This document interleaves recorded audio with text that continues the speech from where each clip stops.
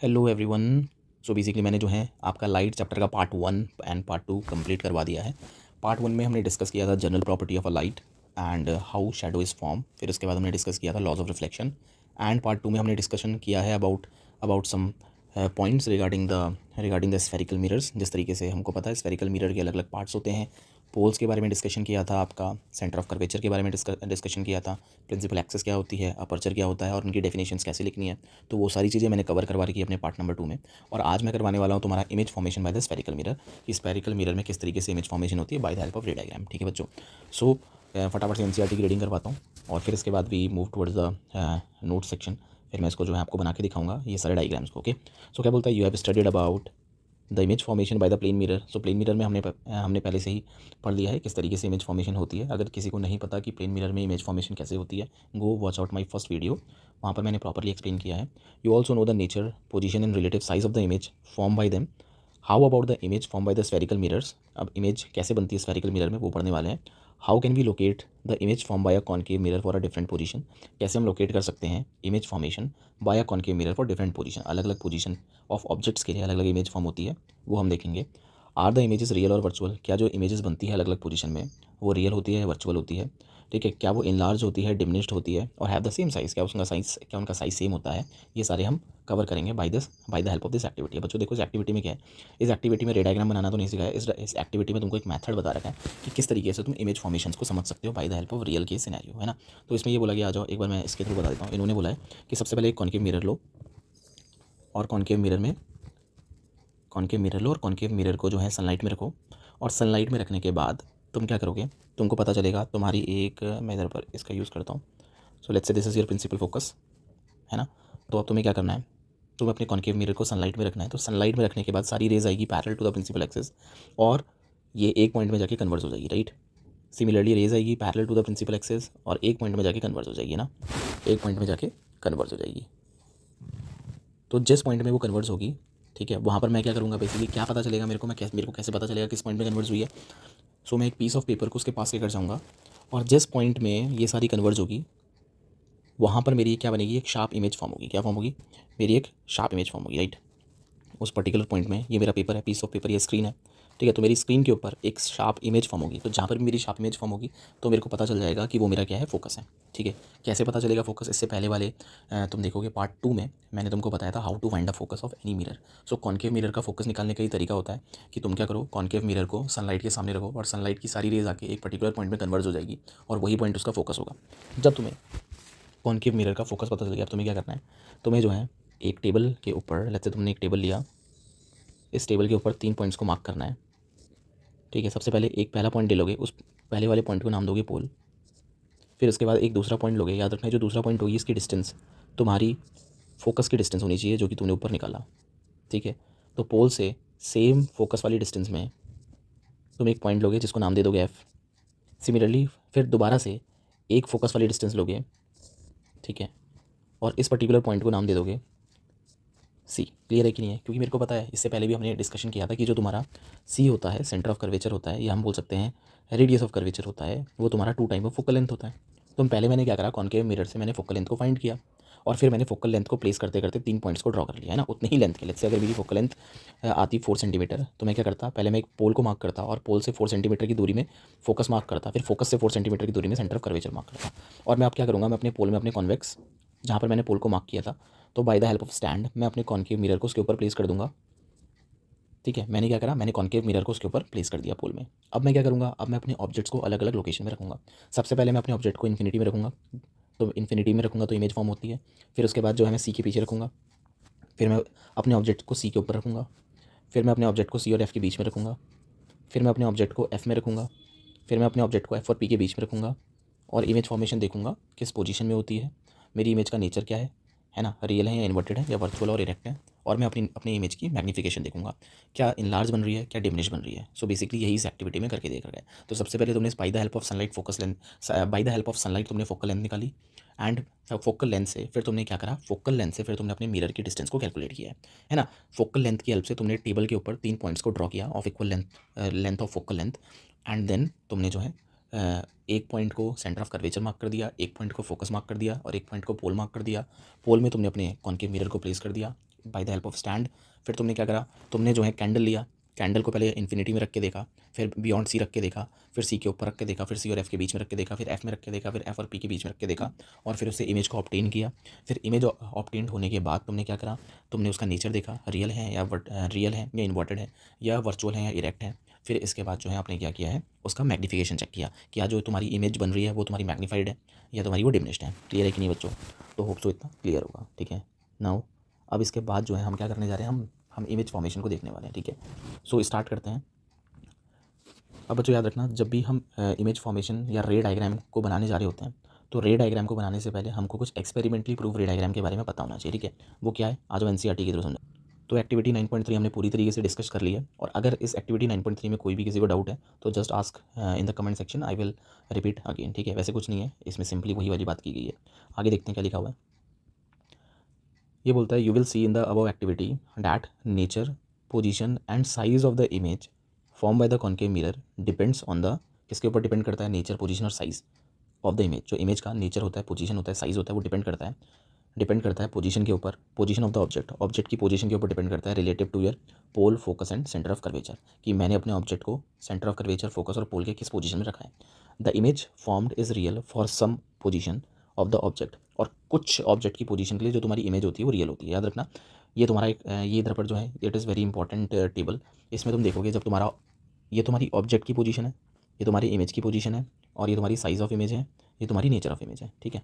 तो ये बोलता है कि जब तुम्हारा ऑब्जेक्ट इन्फिनिटी में बहुत दूर है, तो जो इमेज बन रही है वो तुम्हारी फोकस में बन रही है, और फोकस में कैसी बन रही है, हाईली डिमिनिश बन रही है, और पॉइंट साइज बन रही है, बहुत छोटी बन रही है, और नेचर क्या है, रियल एंड इन्वर्टेड, ठीक है। कैसे हैं ये सारे नेचर, कैसे है, इन सब चीज़ों को मैं प्रूव करूँगा बाय द हेल्प ऑफ रे डायग्राम। अभी एक टेबल को है, एक टेबल का एक जर्नल ओवरव्यू तुमको दे रहा हूँ, ठीक है। फिर इस टेबल को जो है ऑब्टेन करना भी सिखाएंगे। फिर उसके बाद मैंने क्या करा, मैंने अपने ऑब्जेक्ट को जो है सी के पीछे रखा, तो पोजीशन ऑफ द इमेज कहाँ पर आई, एफ एंड सी के बीच में, ठीक है। साइज़ ऑफ द इमेज कैसा था, डिमिनिश था, मतलब डिमिनिश का मतलब है पहले वाले केस से थोड़ा बड़ा। फिर रियल और इन्वर्टेड ये भी है। फिर मैंने सी के ऊपर रखा, तो सी में ही तुम्हारी इमेज बनी, साइज़ ऑफ द इमेज होगा same size, nature of the image है रियल इन्वर्टेड। फिर उसके बाद है तुम्हारा, हमने अपने ऑब्जेक्ट को रखा है सी और एफ के बीच में, पोजीशन ऑफ द इमेज है बियॉन्ड सी, साइज़ है तुम्हारा इन लार्ज, नेचर है तुम्हारा रियल और इन्वर्टेड। फिर मैंने एट एफ में रखा, पोजीशन है तुम्हारा इन्फिनिटी में, image would not be form, ठीक है। तो याद रखना, इन्फिनिटी में तुम्हारी इमेज जनरली फॉर्म नहीं होती, क्योंकि ऐसा है कि जब तुम अपने ऑब्जेक्ट को फोकस में रखते हो तो इन्फिनिटी में इमेज बनती है, तो इन्फिनिटी में तुम अपनी स्क्रीन को मूव नहीं करवा सकते हो, right. So position of the object में अगर हम देखें बिटवीन पी एन है, फिर तुमने पोलर फोकस के बीच में रखा हुआ है, बिहाइंड द मिरर बनेगा, size of the image enlarge होगी, और वर्चुअल एंड इरेक्ट बनेगी, ठीक है। तो वर्चुअल क्यों बन रही है यहाँ पे, ये भी मैं बताता हूँ। सो बेसिकली ये तुम्हारा एक टेबल है जिसको तुम्हें अपने दिमाग में रखना है, और इस टेबल से 1000 टाइप के क्वेश्चन बनते हैं। तो this table is very important for board point of view, तो इसको तो मिस आउट करना नहीं है, ठीक है। इसको करने का तरीका भी बता दूंगा, रिमेंबर करने का तरीका बहुत ईजी तरीका है। अब इसके बाद देखो क्या है, रे डायग्राम्स को करने से पहले कुछ एक्सपेरिमेंटली प्रूफ रे डायग्राम्स को समझना पड़ता है, जो कि बार बार करके देखा गया, ठीक है। तो ये देखा गया बच्चों, देखो तो साइंटिस्ट ने क्या करा, या जो भी तुम्हारे ऑप्टिकल फेनोमेना को करने वाले, एक्सपेरिमेंट्स को प्रूव करने वाले साइंटिस्ट थे, उन्होंने ये देखा कि जब भी वो कॉन्केव मिरर से, ये लेट्स से तुम्हारा कॉन्केव मिरर है, पहले वाले केस का देखो, ये तुम्हारा कॉन्केव मिरर है, और ये तुम्हारा कॉन्वेक्स मिरर है। तो रे डायग्राम बनाने से पहले तुमको ये एक्सपेरिमेंटली प्रूफ रे डायग्राम्स के बारे में पूरी इन्फॉर्मेशन होनी चाहिए, ठीक है, तभी तुम रे डायग्राम्स को बना पाओगे। तो उन्होंने ये देखा पहले वाले केस में कि जब भी तुम कॉन्केव मिरर के प्रिंसिपल एक्सिस के पैरेलल कोई भी रेस को लेकर जा रहे थे, तो वो पैरेलल रेस हमेशा फोकस से पास होती है। कहाँ से पास होती है, फोकस से पास होती है। क्लियर है कि नहीं है? सिमिलर केस देखा गया कॉन्वेक्स में, जब भी कोई ray parallel to the principal axis गई, तो वो जो है क्या हुआ, तुमने देखा लाइट जो है डाइवर्ज हो गई। लेकिन जब तुम इसको प्रोड्यूस करते हो पीछे, तो पता चलता है, ठीक है, it is appear to pass from focus, वो कहाँ से पास होती हुई नजर आती है, फोकस से। सिमिलरली कॉन्केव मिरर का तो केस समझ में आ गया, अगर कोई भी ray parallel to the principal axis है तो वो जाएगी और तुम्हारे मिरर से टकरा के वापस आ जाएगी एट एफ, है ना, तो फोकस से पास होती है। तो parallel to the principal axis अगर जा रही है तो फोकस से पास होगी। दूसरे वाले केस में parallel to the principal axis है तो डाइवर्स हो जाएगी, लेकिन appear to be pass from focus, focus में पास होती हुई नजर आएगी। और अगर तुम क्या करोगे, अगर तुम इंसिडेंट रे और ये तुम्हारी इंसिडेंट रे हैं, ये तुम्हारी रिफ्लेक्टेड रे हैं, दोनों के बीच में नॉर्मल डालोगे तो देखोगे angle of incidence angle of reflection के बराबर है, ठीक है। और सिमिलरली वहाँ पर भी तुमको देखने को मिलेगा। अगर तुमने क्या करा, सेंटर ऑफ कर्वेचर में एक तुमने नॉर्मल डाला, तो ये जो नॉर्मल है तब पता चलेगा एंगल ऑफ इंसिडेंस और एंगल ऑफ रिफ्लेक्शन दोनों सेम है। क्लियर है कि नहीं है? समझ में आया? नहीं आया तो एक बार मैं इसको जो है मैं by the help of diagram भी समझाता हूँ। पहला केस ये बोला गया है कि लेट्स से अगर तुम्हारे पास कॉन्केव मिरर है, ठीक है, and this is your principal focus, तो पहला एक्सपेरिमेंटली प्रूफ रे डायग्राम ये बोलता है कि अगर तुमने कोई भी रे कॉन्केव मिरर के parallel to the principal axis जा रही है, प्रिंसिपल एक्सिस ये है, प्रिंसिपल एक्सिस के कोई भी रे पैरेलल जा रही है, तो वो फोकस से पास होगी। क्लियर है कि नहीं है? तो पहला वाला केस आई थिंक सबको क्लियर होगा। और सिमिलर केस है तुम्हारा किसमें, कॉन्वेक्स के केस में। अगर तुम कॉन्वेक्स मिरर को देखोगे and this is your principal axis, this is your focus, क्योंकि भाई फोकस और centre of curvature convex mirror का पीछे होता है ना। तो इसमें ये बोला गया है कि अगर तुम कॉन्वेक्स मिरर के parallel to the principal axis एक रे को पास करवाओगे तो वो क्या करेगा, it appear to pass from focus. देखो ये तो डाइवर्ज हो गया चला गया, तो ऐसा लगेगा कि फोकस से पास होता हुआ जा रहा है। ठीक है, तो कोई भी रे अगर पैरेलल होगी तो क्या करेगी, फोकस से पास होगी। ठीक है, सो आगे देखते हैं बच्चों, इतना क्लियर होगा। यही बोला गया है इसमें, अरे parallel to the principal axis after reflection, reflection के बाद will pass through the principal focus in case of concave mirror, और appear to diverge from the principal focus, और प्रिंसिपल फोकस से डाइवर्स होती हुई नजर आएगी in case of convex mirror. तो पहला एक्सपेरिमेंटली प्रूव रे डायग्राम समझ में आ गया होगा। अब आगे बोलते हैं, देखो क्या है।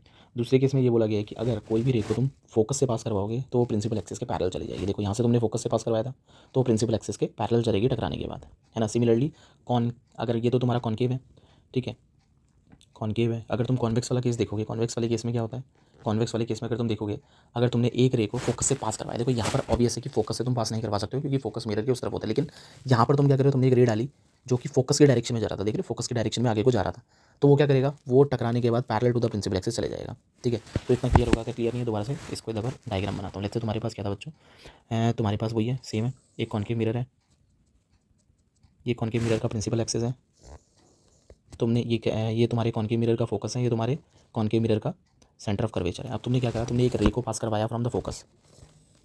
ठीक है, तो फोकस से जाने वाली रेस क्या करेगी, प्रिंसिपल एक्सिस के पैरेलल चली जाएगी रिफ्लेक्शन के बाद।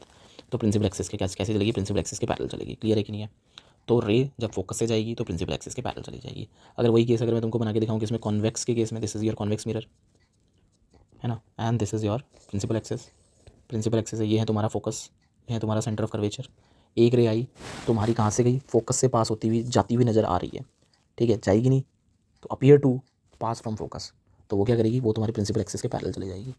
ठीक है, ये कैसे पता चला, ये बार बार करके पता चला। जब इस तरीके से डाल के देखा गया, रेस को फोकस में डाल के देखा गया तो बार बार पैरेलल चली जा रही थी। तो these are the experimentally proof. ठीक है, सो होप सो बच्चों इतना क्लियर होगा। अब आगे स्टार्ट करते हैं। नेक्स्ट क्या बोलता है, यहाँ पर भी लिखा हुआ है, इसको दोबारा से एक्सप्लेन करता हूँ। Are ray passes through the focus, अगर कोई भी रे फोकस से पास होगी, a ray passes through principal focus of a concave mirror. ठीक है, और a ray which is directed toward the principal focus of a convex mirror, या वो डायरेक्ट है कॉन्वेक्स मिरर के फोकस की तरफ, रिफ्लेक्शन के बाद emerge parallel to the principal axis, तो वो रिफ्लेक्शन के बाद प्रिंसिपल एक्सिस के पैरेलल आ जाएगी। ठीक है, ये इलस्ट्रेशन यहाँ पर गिवन है। नाउ आगे देखते हैं, आगे वाला क्या बोला गया। आगे बोला गया कि अगर तुम किसी भी रे को सेंटर ऑफ कर्वेचर से पास करवाओगे तो सेंटर ऑफ कर्वेचर से पास करवा के वो उसी डायरेक्शन में वापस आ जाएगी। क्यों, क्योंकि माना यह जाता है centre of curvature is just like a normal, है ना, वो नॉर्मल की तरह एक्ट करता है। तो वहाँ पर तुम जो भी रे को डालोगे तो टकरा के उसी डायरेक्शन में वापस आ जाएगी। सिमिलर केस तुम्हारा कॉन्वेक्स के साथ होता है कि अगर तुम कोई भी लाइट की रे को डायरेक्ट कर रहे हो सेंटर ऑफ कर्वेचर की तरफ तो उसी डायरेक्शन में वो वापस आ जाएगी। क्लियर है कि नहीं है। तो ये बोलता है, a ray passing through the centre of curvature of a concave mirror or directed in the direction of a center of curvature of a convex mirror after reflection is reflected back along the same path। तो reflection के बाद वो same path में वापस आ जाती है। ऐसा क्यों होता है, इसके पीछे का रीज़न ये होता है because centre of curvature lie in the path of normal. तो तुमको पता है ना, तुम अगर सेंटर ऑफ कर्वेचर है, सेंटर ऑफ कर्वेचर का मतलब क्या है, सेंटर ऑफ कर्वेचर का मतलब है कि ये तुम्हारे बेसिकली तुम्हारे मिरर का सेंटर है।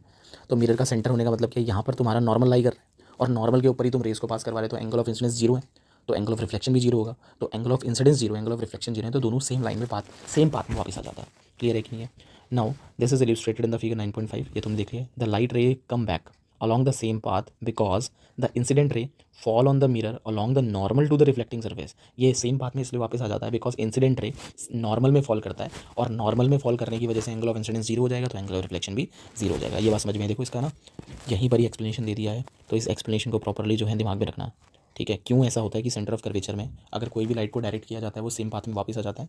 So the reason of this situation is given here. ठीक है, तो ये वाला सिचुएशन है। ओके, इसके बाद जो है तुम्हारा अब क्या बोलता है, अब ये बोलता है कि अगर फोर्थ केस ये बनता है, फोर्थ केस ये देखा गया कि जब भी कोई भी लाइट को पोल में डाला गया तो इक्वल एंगल बना के वो रिफ्लेक्ट हो जाता है। अगर मैं पोल में 30 डिग्री के एंगल में फॉल करवाऊंगा तो वो 30 डिग्री के रिफ्लेक्टेड एंगल में रिफ्लेक्ट होकर वापस चले जाएगा। सिमिलर केस तुम्हारा कॉन्वेक्स के साथ देखा गया, पोल में डाला तो इक्वल एंगल बना के वो रिफ्लेक्ट हो गया। तो यही बोलता है, a ray incident obliquely to the principal axis towards a point P, towards a point P का मतलब पोल में, pole of the mirror on the concave mirror और a convex mirror is reflected obliquely, तो obliquely reflect हो जाएगा।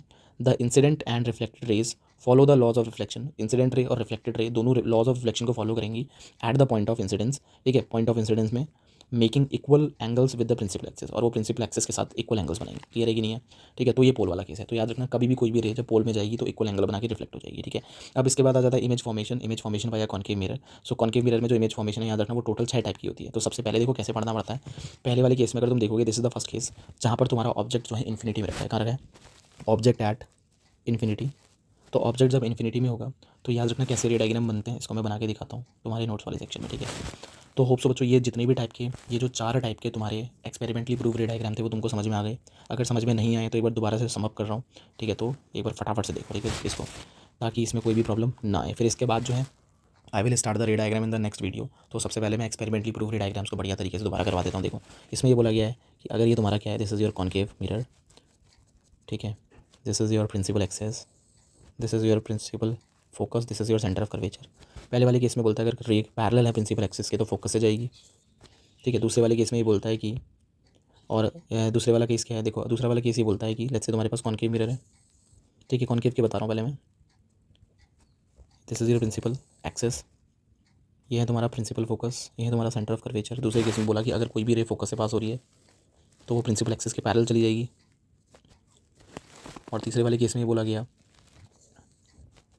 ये क्या तुम्हारा concave mirror, this is the principal axis, principal focus, centre of curvature.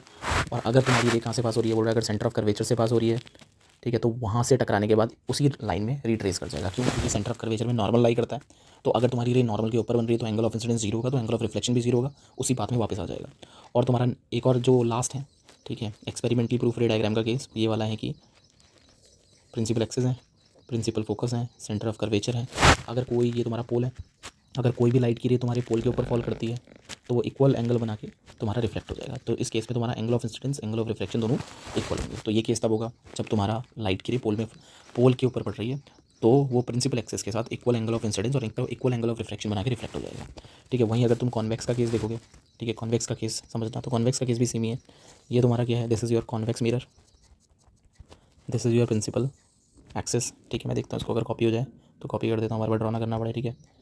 Copy paste, बेहतरीन, copy paste, फिर इसके बाद कॉपी पेस्ट, ओके। तो क्या कहते हैं, तो पहला ये बोलता है, अब हमको पता है कॉन्वेक्स मिरर के केस में तुम्हारा प्रिंसिपल फोकस और तुम्हारा centre of curvature behind the mirror होता है। तो पहला एक्सपेरिमेंटल केस ये बोला गया कि अगर कोई भी ray parallel to the principal axis जा रही है तो वो तुम्हारा डाइवर्ज हो जाएगा फ्रॉम द कॉन्वेक्स मिरर, लेकिन appear to be diverse from focus. कहाँ से डाइवर्स होता हुआ नजर आएगा, फोकस से जाता हुआ नजर आएगा। क्लियर है कि नहीं है? तो याद रखना अभी भी वो फोकस से ही जा रहा है, बस उधर पर तुम्हारा फोकस की तरफ जा रहा था कॉन्वेक्स में, ये फोकस से अभी जाता हुआ नजर आ रहा है, ठीक है।